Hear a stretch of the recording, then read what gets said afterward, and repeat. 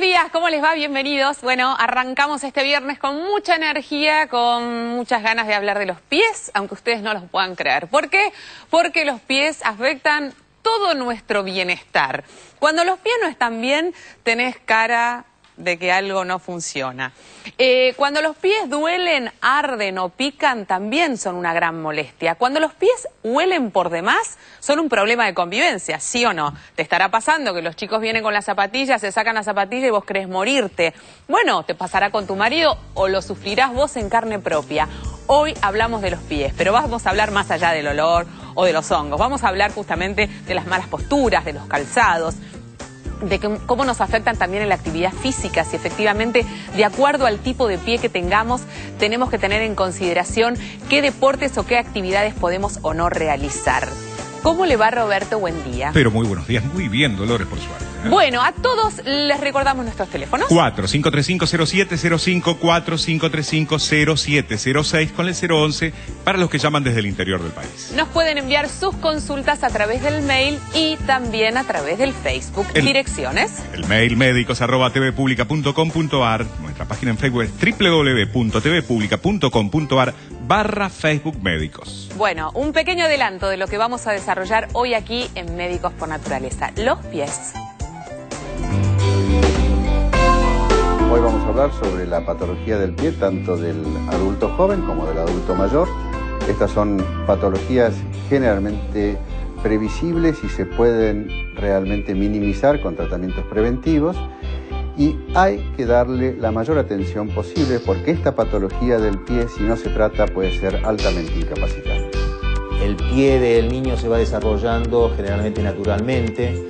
En la actualidad, la mayoría de estos pies no requieren tratamientos importantes y generalmente con observaciones y con tratamientos simples resolvemos el problema. Tanto el pie bot, que debemos estarle muy encima con enyesados, con manipulaciones, como el pie plano, que debemos observarlo para que se vaya desarrollando solo, encontrados en puntos opuestos, nos van a dar casi con seguridad, al terminar de crecimiento, excelentes resultados, y tenemos que tener el criterio para saber manejarlos. No debemos desesperarnos, no hay que proceder con cirugías tempranas, tenemos que saber esperarlos, y el criterio del ortopedista pediátrico seguramente para que estos pies no tengan inconvenientes el día de mañana. Bueno, escucharon bien, ¿no? Dijo, hay que saber esperar, hay que darle a las cosas el tiempo que corresponda, a la evolución, al crecimiento de las personas. Los pediatras en general miran mucho los pies y miran si efectivamente la postura que tenemos corresponde y es la adecuada. Y esto nos genera a los adultos y a los padres muchísima ansiedad y queremos solucionar las cosas rápidas y lamentablemente las cosas rápidas no se solucionan, y más cuando estamos hablando de la postura y de los pies. Pero ya habrá tiempo para desarrollar estos temas. Vamos a hablar de los pies en los chicos, vamos a hablar de los pies y cómo se deforman cuando empezamos a crecer y nos vamos poniendo viejos. De eso estaremos desarrollando hoy aquí. Pero hay información que nos la trae el doctor Snieg. Sergio, muy buenos días. Buenos días, Dolores. Buen día a todos los televidentes. La pastilla de hoy tiene que ver con el embarazo y la vacunación antigripal. Y es un recordatorio para avisar que cuanto antes se vacune la embarazada contra la gripe, mejor respuesta inmunológica va a tener. No hay que esperar hasta fin de otoño para vacunarse, sino apenas se lanza la campaña antigripal. Esto es porque el título anticuerpos tarda en elevarse de tal forma que para cuando nazca el bebé, la madre le haya pasado la cantidad de anticuerpos necesarios para que el bebé no enferme. Recordamos que los bebés menores de 6 meses no se pueden vacunar. Esto, aparte, es importante decirlo en el momento de ir a vacunar que la mujer está embarazada, porque hay algunas vacunas antigripales cuyo conservante es el timerosal, que es un derivado del mercurio. Si bien es teórico el riesgo de efectos tóxicos en el embarazo, no está probado, pero hay vacunas contra la gripe que no tienen timerosal. Así que si no se le nota la panza, tiene que avisar igual que está embarazada para que no le den esta vacuna. Sergio, lo hacemos extensivo a todo el mundo. Hoy justamente los principales matutinos daban cuenta de una cifra que dio el Ministerio de Salud de la Nación, que es solamente un porcentaje bastante menor de personas que están incluidas dentro de los grupos de riesgo de los que hablamos diariamente, se han vacunado. Y esto obviamente también perjudica a todos los demás, porque sabemos que la vacunación y aquellos que deben vacunarse ayuda a que el virus de la gripe, en este caso por ejemplo, no se reparta para todo el mundo. Claro, vacunarse también es un acto solidario, porque si yo estoy con riesgo de enfermarme más gravemente que otra persona y una persona al lado no se vacunó y también me puede transmitir a mí el virus de la gripe, puede ser perjudicial para mí. Recordamos cuáles son los grupos de riesgo, si te parece. Dale. Que son las embarazadas, los bebés de 6 meses a 24 meses, los mayores de 65 años y personas que tengan enfermedades crónicas como cardiopatía, diabetes, asma severa. Otra cosa también te quiero preguntar respecto al neumococo, que lo hemos hablado y ha quedado latente y también surgen dudas respecto a este tema. ¿Quiénes deben vacunarse con la vacuna del neumococo? Depende la vacuna, qué tipo de vacuna contra el neumococo. Hay vacunas que son vacunas de tipo conjugado, que se vacunan los menores, que pueden recibirla los menores de 2 años con factores de riesgo, y la vacuna que es la de 23 serotipos, que son para mayores de 3 años específicamente, tienen que vacunarse los grupos de riesgo, por ejemplo los inmunodeprimidos, los cardiópatas y los esplenectomizados, o sea los que no tienen vaso. Muchísimas gracias, Sergio. Información muy pero muy útil. No tenemos que esperar que llegue el invierno para vacunarnos. La vacunación tiene que ser previa, justamente para evitar enfermarnos. Hoy hablamos de los pies y obviamente tenemos que consultar a un traumatólogo, en este caso al doctor Jorge Malterrada, que es especialista en traumatología y ortopedia del Hospital Alemán, y nos habla de los pies, de cuáles son las principales malformaciones y cuáles son los tratamientos adecuados para tratar las distintas patologías que pueden tener nuestros pies. La mujer, en su afán por ser linda y bella, trata siempre de poner el pie en un zapato en el cual no ingresa el pie. Y ahí tenemos algunos problemas. Tenemos el problema del taco, tenemos el problema del antepié.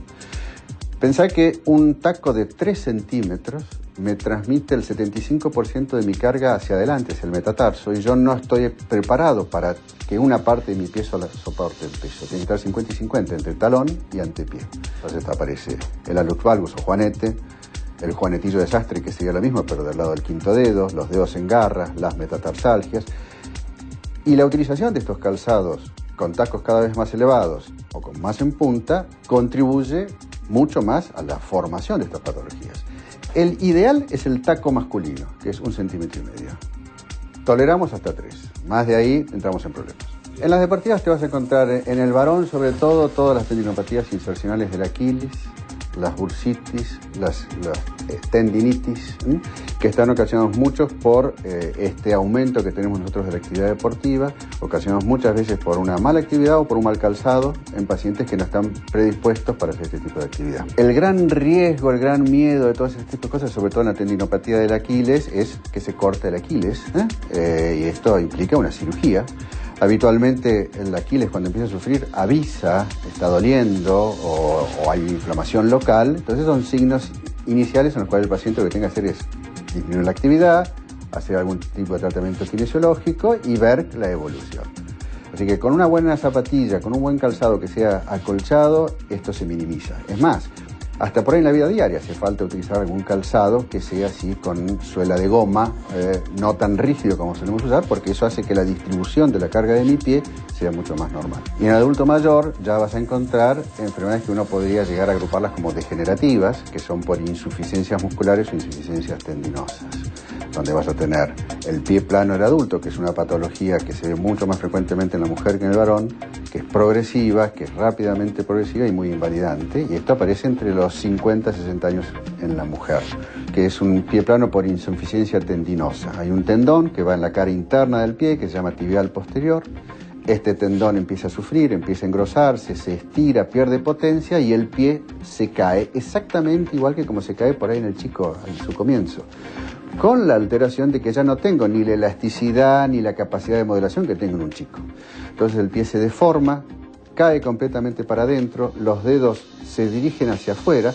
Son esos pacientes que uno va viendo por la calle que caminan con el borde interno del pie. Y esto comienza simplemente con un dolor en el retropié del lado interno y termina con esa gran invalidez. Bueno, una invalidez que no solamente se traduce en el caminar, en un caminar distinto al que habitualmente vemos, sino también que se traduce en una cantidad de situaciones que no puede realizar, como por ejemplo los deportes o determinados deportes que hacen que esta persona no se pueda desarrollar como corresponde. Los pies sabemos que es la base de nuestro cuerpo, gracias a ellos podemos caminar, podemos mantener un equilibrio, en fin, por eso son tan importantes, más allá de que estén para adentro, estén para afuera, puedan doler, tengamos juanetes, los dedos se doblen, cosas que cuando uno los ve en imágenes son bastante desagradables, pero por eso le tenemos que prestar la atención debida. ¿Qué pasa con las rodillas y si efectivamente un problema en los pies puede derivar más tarde en problemas articulares en la rodilla o en la pierna, ¿no? Sí, esto pasa porque, como vos muy bien decías, los pies son el apoyo. Ale, gracias, siempre lo decís bien. Gracias. Te pasamos la data antes. Eso obvio. Eso no quepa duda de eso. No, ¿qué pasa? El pie o los pies tienen que apoyar en ciertas estructuras específicas, que es lo que denominamos superficies de carga, que van a determinar líneas de fuerza. Traduciéndolo, un pie bien apoyado, si pasamos líneas perpendiculares, sí, van a caer sobre determinadas partes de la rodilla, de la cadera, del pie, que están preparadas justamente para soportar la carga del peso corporal, de la gravedad y del impacto que cada vez tenemos cuando caminamos.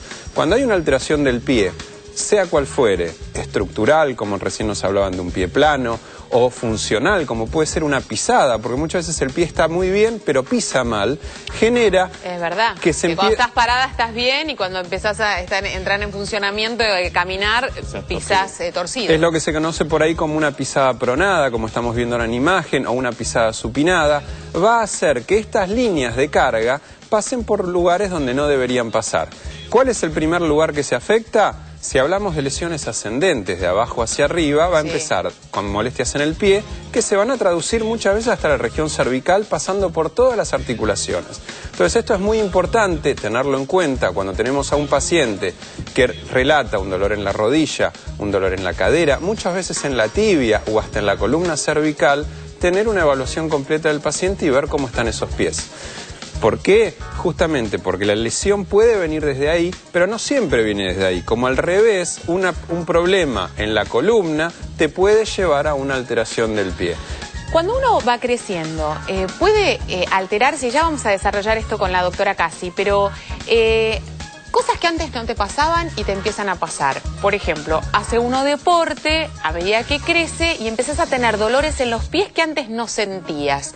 ¿Esto tiene que ver con esta mala pisada también? Sí, y con compensaciones que el pie o tu organismo va a empezar a hacer. Por eso es tan importante a la hora de iniciar el deporte hacer una evaluación previa, a ver qué necesita esa persona para poder hacer el deporte de la mejor forma posible. Por ahí esa persona se compró unas zapatillas que no corresponden para el pie que tiene. Por eso el calzado, sea zapatilla, sea zapato, lo que siempre decimos, debe adaptarse al pie y no el pie al zapato, porque ahí es donde empiezan los problemas. ¿Y cuánto influye el peso, imagino yo, ¿no?, en el desarrollo de una persona a la hora de hablar de caminar, de correr, de hacer algún deporte, ¿no? Un exceso de peso, uno lo ve solamente con verlo, siente que esos pies están como por quebrar, vencidos, ¿no? Así es, se vencen los arcos, que son justamente los que tienen que soportar el peso. Perfecto, bueno, tenemos que hacer una pausa, ya vamos a estar hablando de qué pasa con el exceso de peso, qué pasa con estas malformaciones que aparecen cuando uno va creciendo, si esto tiene que ver con problemas articulares, tiene que ver con la artrosis, tiene que ver con la artritis, en fin. ¿Qué pasa con el pie diabético? Que es un capítulo muy importante para aquellos que tienen esta patología y conviven con ello. Situaciones de infección muy pero muy peligrosas que hay que tener en cuenta. Y obviamente hablaremos con el doctor Snieg, con nuestro pediatra, respecto a cuáles son estos controles primarios ¿Quiere o está muy concentrado? No, Porque estaba tan concentrado que casi que me asustó.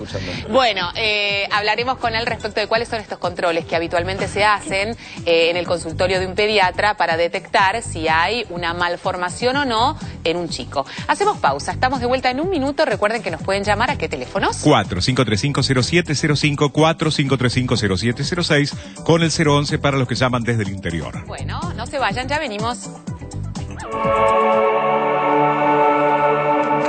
Hola, soy Natalia Lobo. Estoy aquí porque acepté la invitación de Médicos por Naturaleza para recordarles que el cáncer de mama es el más común entre las mujeres, pero es curable si se lo diagnostica a tiempo. Para eso es indispensable el control médico, la autoexploración periódica y la mamografía. Recuerda que con solo 2 minutos de autoexploración podés salvar toda tu vida.